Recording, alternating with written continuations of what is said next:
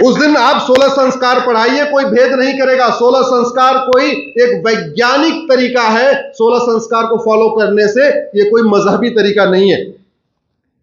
शिक्षा व्यवस्था गुलामी वाली चल रही है, इसलिए सुनील जी कह रहे थे ना, हम बाबर, हुमायूं, तुगलक, गजनी गोरी को तो जानते हैं, और बाकी तो छोड़िए, हम दिल्ली में रहते हैं। किसने बसाया? युधिष्ठिर ने। किसके साथ? भीम, नकुल, सहदेव के साथ मिलकर बसाया, अभिमन्यु के साथ मिलकर बसाया, बलराम के आशीर्वाद से बसाया, भगवान कृष्ण के आशीर्वाद से बसाया। दिल्ली में युधिष्ठिर रोड नहीं, भीम रोड नहीं, नकुल रोड नहीं, सहदेव रोड नहीं, कुंती रोड नहीं, माद्री रोड नहीं, अभिमन्यु रोड नहीं, बलराम रोड नहीं, श्री कृष्ण रोड नहीं, और इंडिया गेट घूम के आइए। Babar road, Humayun road, Tughlaq road, Ghazni road, Lodhi road, भगवान जाने कौन कौन सी रोड।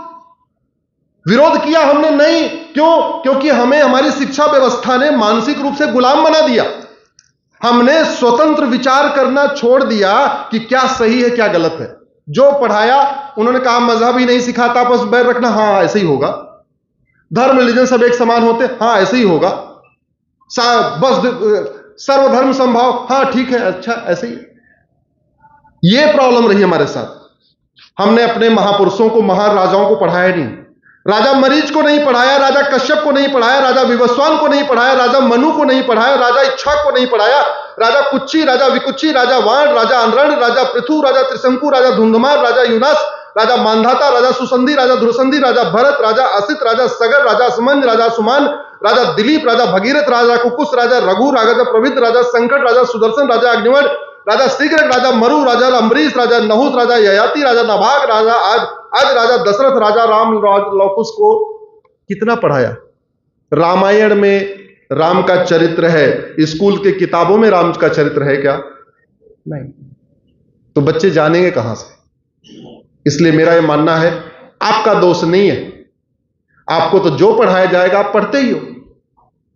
वो पता नहीं कौन कौन सी बाहर की कहानियां पढ़ाते हैं, पढ़ते ही हो। आपको तो पढ़ा दिया डार्विन थ्योरी कि हमारे पूर्वज बंदर थे, तो आपने मान लिया।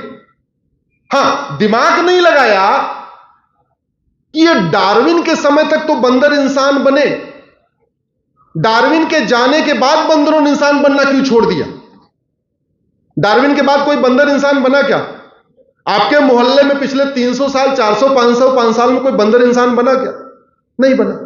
लेकिन पढ़ाया तो हमने मान लिया, दिमाग हमने गिरवी रखा हुआ है, सोचने की क्षमता नहीं, शक्ति लगाने की क्षमता नहीं। अरे हमारा वेद कहता है मनु से शुरू हुआ पूरा मामला, हम उसको नहीं मानेंगे। हां, डार्विन को मानेंगे और दिमाग भी नहीं लगाएंगे। यार ये चक्कर क्या था कि डार्विन ने कहा पिछले 2000 साल में तो कोई बंदर इंसान बना नहीं, और फिर भी मान के बैठे हमारे पूर्वज बंदर थे। हमने राइट ब्रदर को तो मान लिया। पहला जहाज किसने बनाया? बताइए भैया, बच्चे बैठे हैं, किसने बनाया पहला जहाज? Right brother. राइट ब्रदर से हजारों साल पहले महर्षि भारद्वाज ने एक पुस्तक लिखी है, उसका नाम है विमान संहिता। उस विमान संहिता में हवाई जहाज बना कैसे बनेगा केवल यही नहीं लिखा है, हवाई जहाज चलाने वाला क्या कपड़ा पहनेगा यह भी लिखा है, और हवाई जहाज चलाने वाला क्या खाएगा यह भी लिखा हुआ है। विमान संहिता, भारद्वाज विमान संहिता। न्यूटन से हजारों साल पहले कणादि, महर्षि कणादि ग्रेविटेशन थ्योरी देके चले गए। डॉक्टरों में वही हाल। भारतीय चिकित्सा का भी हमने भारतीयकरण नहीं किया। महर्षि चरक को पढ़ाते नहीं, महर्षि सुश्रुत को पढ़ाते नहीं, महर्षि शारंगधर पढ़ाते नहीं, महर्षि याज्ञवल्क्य, महर्षि माधवकर को पढ़ाते नहीं, महर्षि वाग्भट को पढ़ाते नहीं। Prevention is better than cure. हमारे ऋषि मुनि जो हमारे जितने डॉक्टर थे वो प्रिवेंशन बता के गए। हमने प्रिवेंशन पढ़ाते ही नहीं, हम केवल क्योर पढ़ा रहे कि बीमारी हो जाए तो ये दवा खाना, बीमारी ना हो इसके लिए क्या करना है वो हमारी किताबों में लिखा हुआ है, नहीं पढ़ा रहे। इस पे मेरी PIL चल रही है कि मेडिकल के कोर्स में बच्चा चाहे वो LLB MBBS करे, चाहे BAMS करे, चाहे BHMS करे, कुछ भी करे, फर्स्ट ईयर सबका कॉमन होना चाहिए, और फर्स्ट ईयर में महर्षि चरक, सुश्रुत, महर्षि वाग्भट, महर्षि शारंगधर, महर्षि माधवकर को पढ़ाना चाहिए।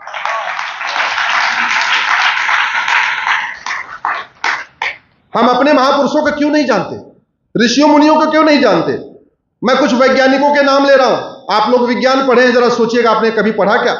महर्षि अंगिरा, महर्षि याज्ञवल्क्य, महर्षि अक्षपाद, महर्षि रैक, महर्षि अगस्त, महर्षि लोमस, महर्षि अग्निवेश, महर्षि वशिष्ठ, महर्षि अजातशत्रु, महर्षि वात्स्यायन, महर्षि अत्रि, महर्षि वामदेव, महर्षि अष्टावक्र, महर्षि वाल्मीकि, महर्षि आत्रेय, महर्षि विश्रवा, महर्षि कण्व, महर्षि विश्वामित्र, महर्षि कपिल, महर्षि व्यास, महर्षि कश्यप, महर्षि वैशंपायन, महर्षि कांत्यायन, महर्षि सर्वभंग, महर्षि सुखदेव, महर्षि गर्ग, महर्षि शुक्राचार्य, महर्षि ग्रीष्मत, महर्षि सत्यकाम, महर्षि गोबिला, महर्षि जाबाल, महर्षि गौड़पाद, महर्षि सुतीक्ष, महर्षि च्यवन, महर्षि सुमंत, महर्षि जमदग्नि, महर्षि जैमिन, महर्षि मरीच, महर्षि दत्तात्रेय, महर्षि अंगिरस, महर्षि दधीच, महर्षि पुलह, महर्षि देवल, क्रतु, धौम्य, महर्षि सुनक, महर्षि कणाद, महर्षि पराशर, महर्षि भास्कराचार्य, महर्षि पुलस, महर्षि चरक, महर्षि भारद्वाज, महर्षि कर्दम, महर्षि भरूच, महर्षि भृगु, महर्षि गौतम, महर्षि बौद्धायन, महर्षि मैत्रायण, महर्षि धन्वंतरी, महर्षि पतंजलि, महर्षि चरक, महर्षि सुश्रुत, महर्षि सारंगधर, महर्षि मारोहकर, महर्षि वाग्भट, महर्षि भाव प्रकाश।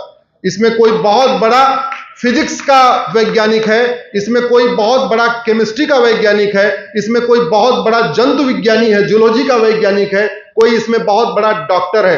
जब पढ़ाया नहीं, क्यों? क्योंकि गुलामी की शिक्षा को हमने बदला ही नहीं। और कुछ लोगों को लगता है कि गुरुकुल का मतलब तो बस ऐसे ही है, बस ठीक है, हवन करना सिखाते होंगे। तो मैं आपको गुरुकुल के बारे में बता रहा हूं। आज के बच्चे तो 7-8 किताब में कहते हैं पुस्तक बहुत भारी हो गई है, बैग बहुत भारी हो गया है, बैग हल्का करने की जरूरत है। पहले के गुरुकुल का सिलेबस आपको बता रहा हूं। अग्नि विद्या मतलब मेटलर्जी, जल विद्या मतलब नेविगेशन, पृथ्वी विद्या अर्थ स्टडी, चंद्र विद्या लूनार स्टडी, पदार्थ विद्या बैटरी, दिन रात्रि विद्या डे नाइट स्टडी, खगोल विद्या एस्ट्रोनॉमी, काल विद्या टाइम स्टडी, रत्न धातु विज्ञान James and metals, Prakash Vidya solar energy, विमान विद्या प्लेन, आग्नेयास्त्र विद्या आर्म्स एम्युनिशन, यज्ञ विद्या मेटेरियल स्टडी, वाणिज्य कॉमर्स, पशुपालन एनिमल हस्बेंड्री, पशु प्रशिक्षण, रथकार, सुवर्णकार, कुंभकार, तक्षक, आयुर्वेद, वास्तुकार, सारथ, सूचिकार, उद्यान, नापित, वायु विद्या, अंतरिक्ष विद्या, सूर्य विद्या, मेघ विद्या, सौर ऊर्जा, शिष्ट विद्या, भूगोल विद्या, भूगर्भ विद्या, आकर्षण विद्या, तार विद्या, जलयान विद्या, जीव जंतु विज्ञान, वैदिक विज्ञान, कृषि विज्ञान, पक्षी पालन, यंत्रकार, रत्नकार, वस्त्रकार, लोहकार, रंगसाज, रज्जुकार, पाक विद्या, नदी प्रबंधक, गौशाला प्रबंधक, वनपाल। ये हमारे गुरुकुल का सिलेबस है। ये हमारे गुरुकुलों में पढ़ाया जाता था। वहां केवल हवन करना, हवन कराना नहीं सिखाया जाता। हमारे दुनिया में पहला जब स्कूल खुला 1811 में इंग्लैंड में जब पहला स्कूल खुला था, उस समय हमारे पास 7.5 लाख गुरुकुल थे और उन 7.5 लाख स्कूलों में इतने सब्जेक्ट पढ़ाए जाते थे जो मैं आपको बता रहा हूं। ये दुर्भाग्य है कि हमने इसका दोबारा किया नहीं। मैं अगर मजहब आपस में बैर रखना नहीं सिखाता है तो आए थे लुटेरे, लूटपाट के चले जाते। कन्वर्ट क्यों किया? मठ मंदिर क्यों तोड़ा? क्यों उन्होंने जबरदस्ती हमारे बहन बेटियों को किडनैप करना शुरू किया? भारत में एक कुप्रथा आज भी चल रही है, बाल विवाह की चल रही है ना। जानते कहां कहां चल रही है? जहां जहां मुगलों का राज था। छत्रपति सुनील जी, छत्रपति शिवाजी महाराज ने मुगलों को महाराष्ट्र के बॉर्डर पे रोक दिया तो मुगल आगे बढ़े नहीं, तो इसलिए तमिलनाडु, केरल, कर्नाटक, आंध्रा, तेलंगाना में बाल विवाह नहीं होता, लेकिन जहां जहां मुगलों का राज है वहां बाल विवाह होता है, क्योंकि बेटियों को उठा लेते थे। भारत के दक्षिण भारत के 5 राज्यों में आज भी दिन में विवाह होता है और वेदों के अनुसार दिन में ही होना चाहिए। हमारा गर्भाधान संस्कार केवल रात में कहा गया है, बाकी के 15 संस्कार सूर्योदय से सूर्यास्त में ही होना चाहिए। तो रात्रि विवाह ये महापाप है। उन 5 राज्यों में दिन में विवाह होता है क्योंकि मुगलों का कब्जा नहीं हुआ। यहां दिन में विवाह होता था, हमारी बहन बेटियों को उठा लेते थे, इसलिए हमारे पूर्वजों ने रात्रि विवाह शुरू किया। घूंघट प्रथा हमारे देश में थी नहीं। 7वीं शताब्दी के पहले मुझे कोई एक फोटो दिखाइए, कोई एक गैलरी, कुछ भी दिखाइए एविडेंस जहां भारत में घूंघट प्रथा कहीं दिखी हो। नहीं, भारत में अस्त्र और शस्त्रों की शिक्षा भी बहन बेटियों को मिलती थी। ये 1000 के साल की गुलामी ने बर्बाद कर दिया। और मैं बार बार कानून बदलने की बात क्यों करता हूं? हमारा कानून घटिया है, इसलिए हम अपने प्रमुख तीर्थ स्थलों को भी अभी तक हम दोबारा रिस्टोर नहीं कर पाए। 1192 में कुतुबुद्दीन ऐबक ने जिन मंदिरों को तोड़ा हम रिस्टोर नहीं कर पाए। 1305 में अलाउद्दीन खिलजी ने सरस्वती मंदिर को तोड़ के भोजशाला को तोड़, सरस्वती मंदिर को तोड़ के वहां मस्जिद बनाई, हम आज तक रिस्टोर नहीं कर पाए। 1373 में सिकंदर शाह ने शिव मंदिर तोड़ा, आज तक रिस्टोर नहीं कर पाए। 1377 में तुगलक ने अटाला मंदिर को तोड़ के अटाला मस्जिद बनाया, हम रिस्टोर नहीं कर पाए। 1410 में खिलजी ने रुद्र महल तोड़ के जामी मस्जिद बनाया, हम रिस्टोर नहीं कर पाए। केवल 1528 की बाबर ने जो जन्मभूमि को तोड़ा था उसको हमने रिस्टोर कर लिया है। 1592 में अहमद शाह अब्दाली ने भद्रकाली मंदिर को तोड़ के जामा मस्जिद बना दिया, हम रिस्टोर नहीं कर पाए। 1669 में औरंगजेब ने काशी विश्वनाथ मंदिर को तोड़ा, ज्ञानवापी बना दिया, अभी मुकदमा चल रहा है। 1670 में औरंगजेब ने जन्मभूमि पे कब्जा किया था, मुकदमा चल रहा है। कौन कहे इन कानूनों को बनाने के लिए कांग्रेस ने कानून बना दिया प्लेस ऑफ वर्शिप एक्ट, और यह कह दिया कि जहां जहां जिसका जो कब्जा है वो रहेगा। एक कानून बनाया कांग्रेस ने जिसको प्लेस ऑफ वर्शिप एक्ट कहते हैं, और वो कानून कहता है कि बाबर, हुमायूं, तुगलक, गजनी, गोरी ने जितने भी मठ मंदिर तोड़े थे आप उसको रिस्टोर नहीं कर सकते। हम लोग सुप्रीम कोर्ट में लड़ रहे हैं, उस प्लेस ऑफ वर्शिप एक्ट को हमने सुप्रीम कोर्ट में चैलेंज किया हुआ है, मुकदमा चल रहा है।